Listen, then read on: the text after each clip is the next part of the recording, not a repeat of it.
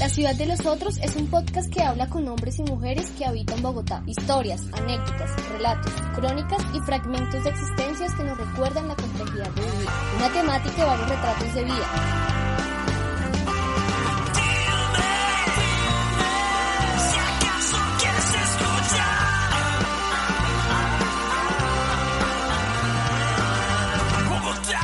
Bienvenidos a la Ciudad de los Otros. Antropóloga, nacida en un barrio popular de Bogotá, integrante de la Juventud Comunista.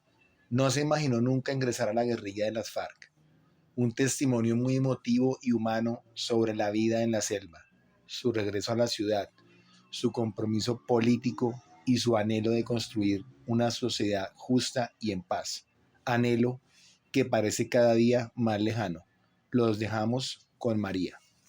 Vivo en la localidad de Kennedy. Pues convivo con mi madre, mi hermana y ¿qué más?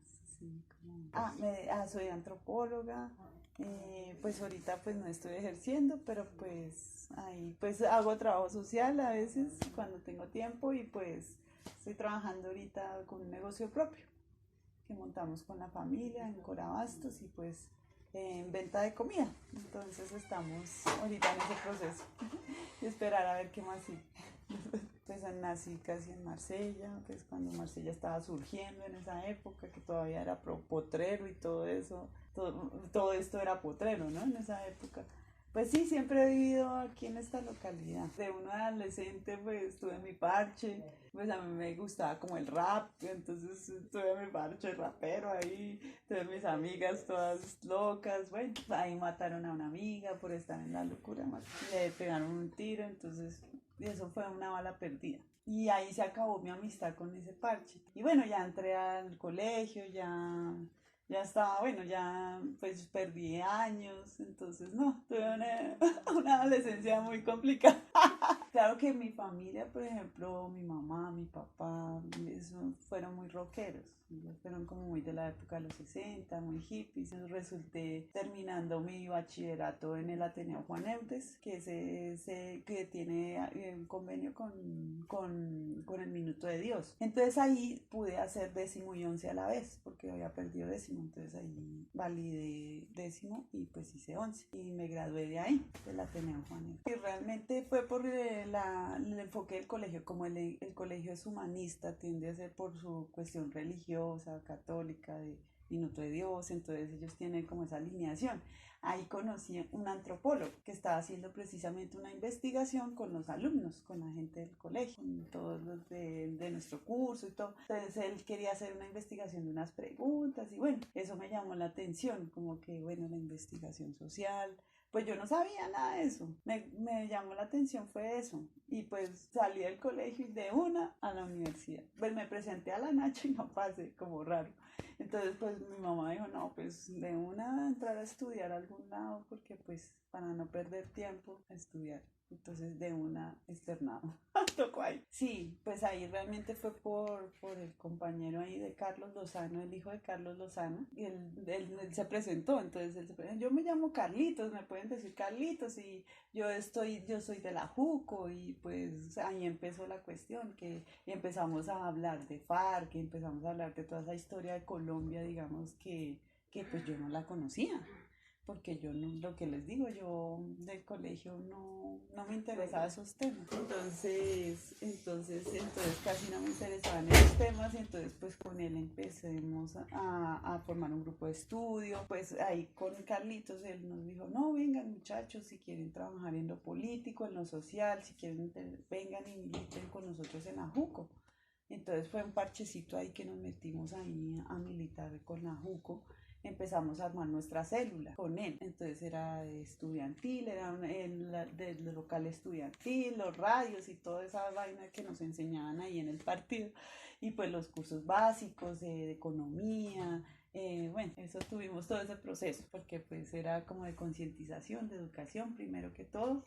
Antes sí, los cursos básicos que eran así siempre, hablar de marxismo, hablar de economía política, de capitalismo. Entonces todos esos cursos pues ahí los fui viendo con la JUCO, y pues muy juiciosamente me dediqué a eso, pero dedicada. De un momento a otro me vi metida en marchas, tropeles, de todo. Había unos parches en la universidad que ya eran del movimiento bolivariano, pero teníamos, yo no sé, teníamos como unos encontrones, porque bueno, como había el partido no estaba de acuerdo con el movimiento bolivariano, o sea, con lo de la la 13 conferencia, ¿eh? No, la séptima conferencia cuando se separó el partido de la Fuerza Armada, digamos, ¿sí? Entonces hubieron muchas complicaciones ahí, hubieron rayes, hubieron choques, entonces pues se crearon, entonces nosotros, bueno, veíamos al movimiento bolivariano no con mucho agrado porque éramos del Partido Comunista, entonces ellos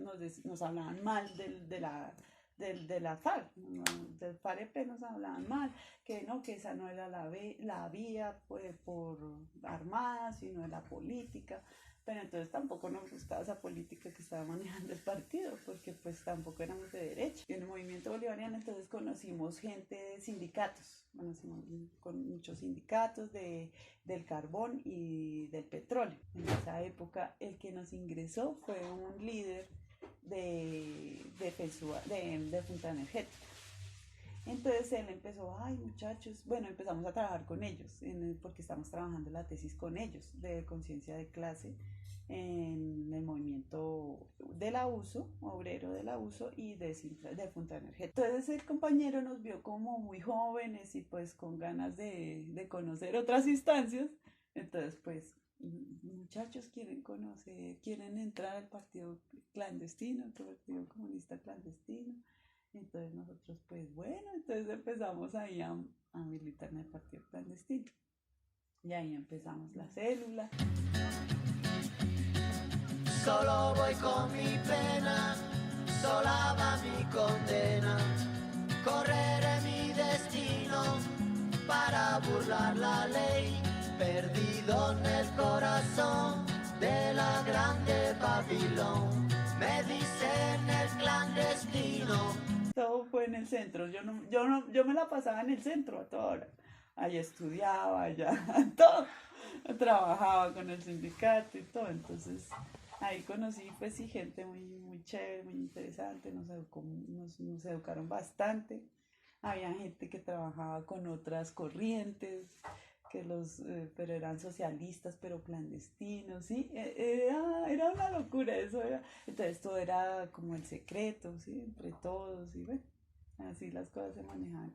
Y ahí empecé a cursos hasta allá, a la mata, digamos, más intensos, de cursos básicos, nos pusieron por allá a correr y uy, sí, unas cosas. Cuando soltaron a esta vieja, ¿cómo es que se llama? A la Ingrid, en esa época fue nuestra primera ida allá a conocer allá a los guerrilleros, a conocer todo eso, todo ese ambiente.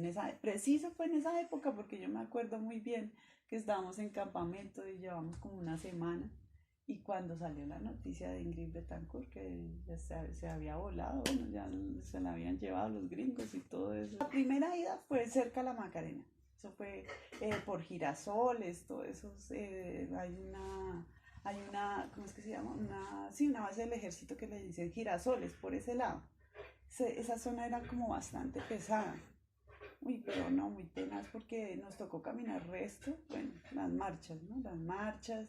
Y puedes llegar y, uy, eso estaba infestado de mosquitos, de las mantas blancas y todo eso. En esa época las caletas eran diferentes, eran más rústicas, porque eso fue cambiando. Ya cuando yo ingresé ya había toldillos, sí, ya habían un poco de ¿cómo es?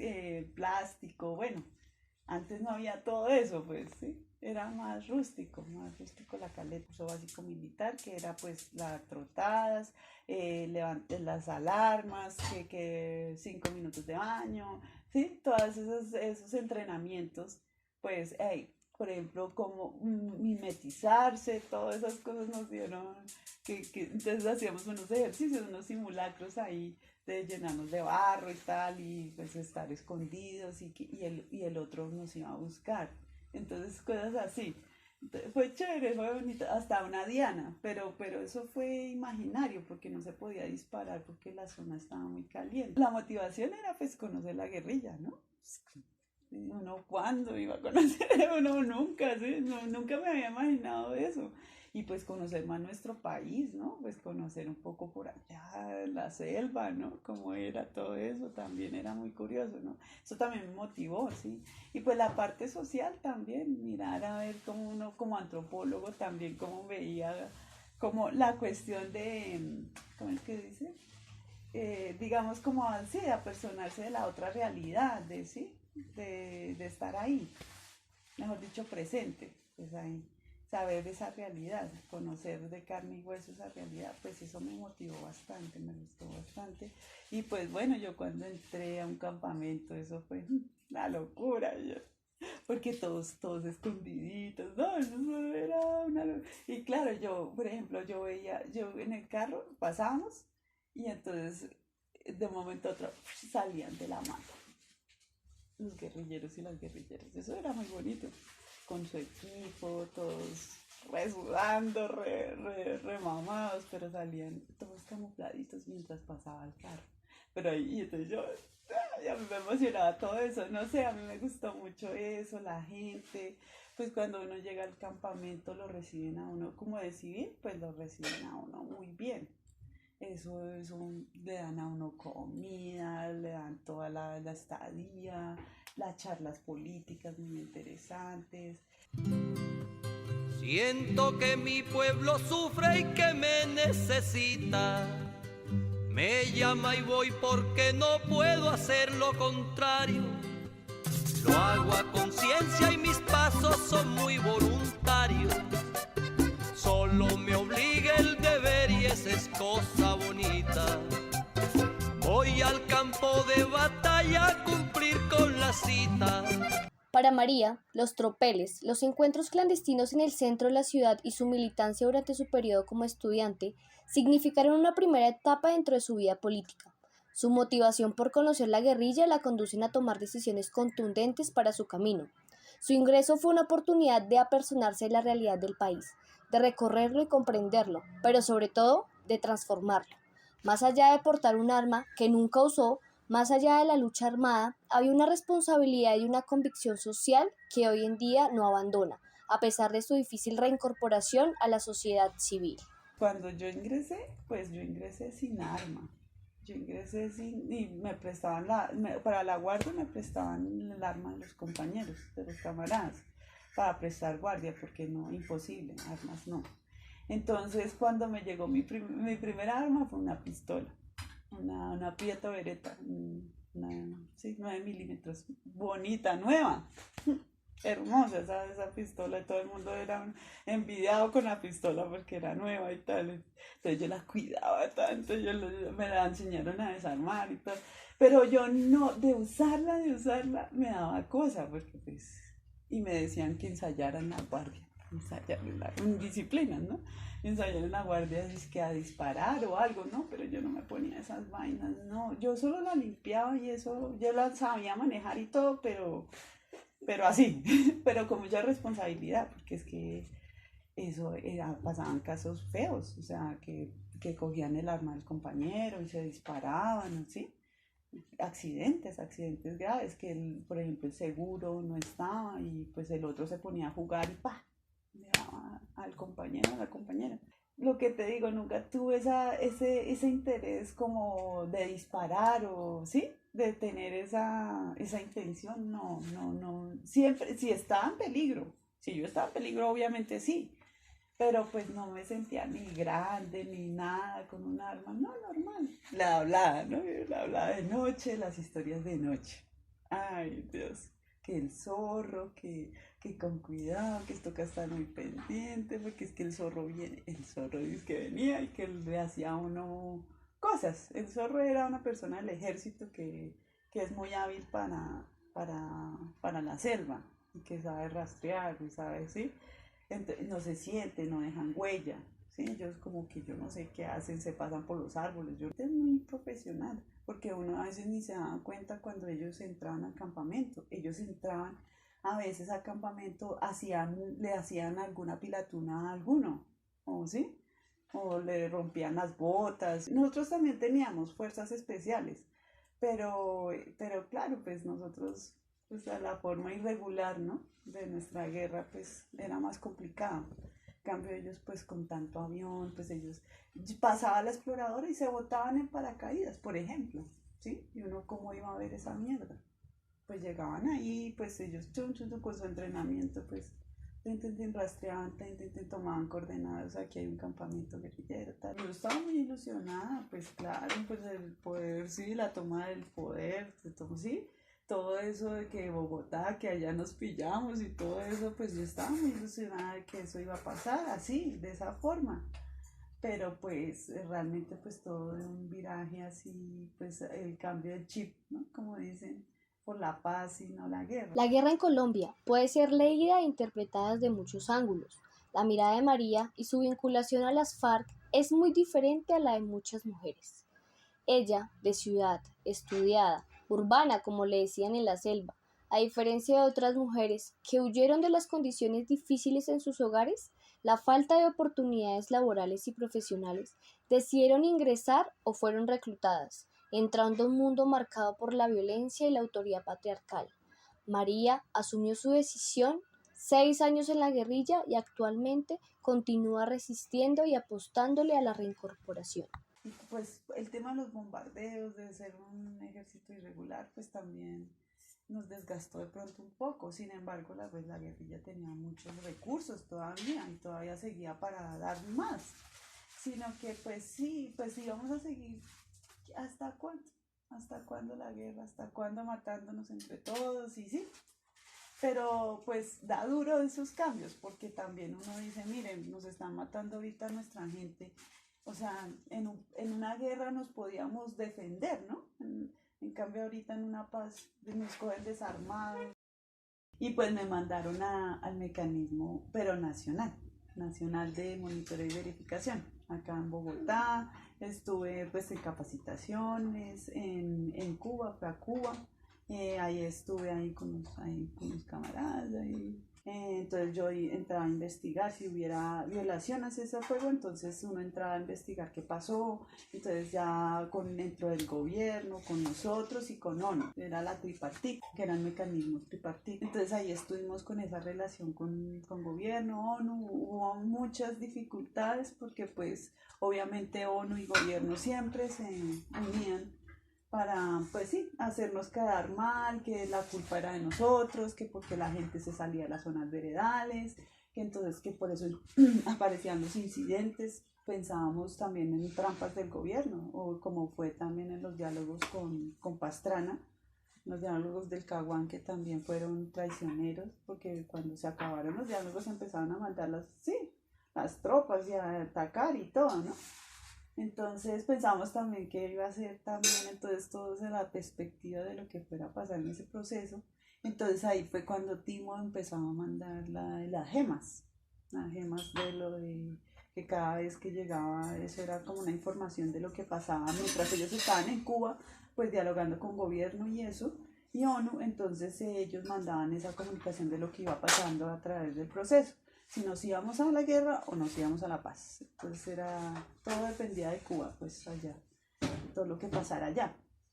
Entonces esas gemas pues siempre llegaban pues casi cada semana informándonos de lo que pasaba, de los acontecimientos. Y ya ahí sí pues ya se firmó el acuerdo, pues ya hubo un acuerdo entre las partes. Y pues ya, bueno, a las capacitaciones de mecanismo de verificación y monitoreo a entrar al proceso de paz. Claro, sí veíamos una esperanza de cambio, pero a medida de que se fueron presentando pues los asesinatos y pues ya se empezó a dividir el movimiento, ya como lo que ya sabemos, ¿no? Y entonces ya no había confianza entre las partes y pues ya se rompió esa confianza y eso es lo grave, porque pues en eso estamos, porque la gente nuestra todavía no confía en que nos van a dejar vivos. Hay muchos líderes, hay mucha gente que trabaja por la gente, ¿no? Porque esto mejore, porque esto cambie. Hay muchos líderes, por eso que los han matado. Y todavía siguen naciendo más líderes, igual se sigue educando, se sigue fortaleciendo eso, ¿no? La unidad, digamos, de crear esos espacios donde la gente pueda también construir sus cosas en comunidad, ¿no? Pero sí, pero entonces sí hay ese temor, ¿no? De que pues la muerte, el miedo, el terror, lo que siembra el Estado, ¿no? Y ahí trabajando el tema social en USME, pues sacamos los proyectos del distrito, ya haciendo imaginarios de paz con los muchachos, con los jóvenes. Pues desde que llegué a Bogotá fue USME y pues me quedé ahí trabajando el tema social en USME, pues sacamos los proyectos del distrito, ya haciendo imaginarios de paz con los muchachos, con los jóvenes. La falta de oportunidades de trabajo, pues yo tuve un trabajo en donde sabía que era excombatiente, entonces no, eso era un estigma porque había gente que no le gustaba la guerrilla. Y a la misma dueña del trabajo tampoco le gustaba la guerrilla, sino que eran todos hipócritas, ¿no? Entonces la gente no te lo dice, pero lo demuestra de otra forma, ¿no? Entonces sí se siente uno como mal en ese sentido, porque uno es un ser humano y uno luchó por el pueblo, uno no quiso matar a la gente, pues por lo menos yo nunca me imaginé matar o hacer masacres, o nunca lo pensé. Siempre pensé lo mejor para mi país, para mí, ¿no? Para mi familia, porque pues imagínense. Pero no, pues no ha sido así, la ciudad no ha sido así, pues no, yo quisiera irme porque pues no veo como una oportunidad de progreso, no sé. Y eso que pues me metí a trabajar en esto, en Abastos, porque pues tenía una plática ahorrada y pues aprovechar la oportunidad. Y pues, pero el trabajo de mi profesión, muy difícil porque la experiencia. Otra que muy bajo la experiencia o el estudio, sí, unas por otras, entonces no he podido meterme como antropóloga a trabajar como acá. Imposible, o sea, yo la paz la veo muy lejana, es hasta acabar todo eso es lo que esas mafias, hasta acabar a toda esa gente del Estado, mejor dicho, que es, sí, dañina para el país, sí, que han entregado el país, entonces muy complicado, y si nos siguen matando, pues la paz va a ser muy lejana, y líderes, hemos construido líderes, pues sí, como formar más líderes, ¿no? Que nos ayuden en este proceso, a forjar, a construir, sino que a veces es como a destruir, a veces, ¿no? Desde construir. Desde la firma del acuerdo de paz han sido asesinados casi 300 excombatientes. Según denuncia Indepaz, 611 líderes ambientales han sido asesinados y en lo que va corrido del 2022, aproximadamente 32 líderes han perdido la vida. La incesante oleada de violencia que vive el país ha provocado de nuevo desplazamientos masivos de diversas comunidades. Este panorama aterrador nos lleva a pensar, como afirma María, que la paz está muy lejana, que estamos frente a un gobierno que no brinda garantías y que el acuerdo de paz y su implementación se han convertido en paños de agua tibia. Bogotá es Bogotá. Pues bueno, Bogotá es bonito. Bogotá pues es grande, es bonito, tiene sus lados hermosos, pues como USME, ¿no? Sus ruralidades, ¿sí? Sus sitios que toca aprenderlas a conocer. Pero es que la otra es la parte social, que es muy deprimente. Tanta pobreza, falta de oportunidades, ¿sí? Eso es lo malo de Bogotá, tal vez, y la corrupción, ¿no? La Ciudad de los Otros agradece a quienes participaron en la realización de este episodio, en especial a María por su relato. Si quieres comentarnos, apoyarnos o contar tu historia, encuéntranos en Instagram, YouTube y Spotify como La Ciudad de los Otros. Este podcast es creado y realizado por Aureliano Camacho y Tatiana Pineda. Jingle, Matiz Saudade. Les esperamos en nuestro próximo episodio.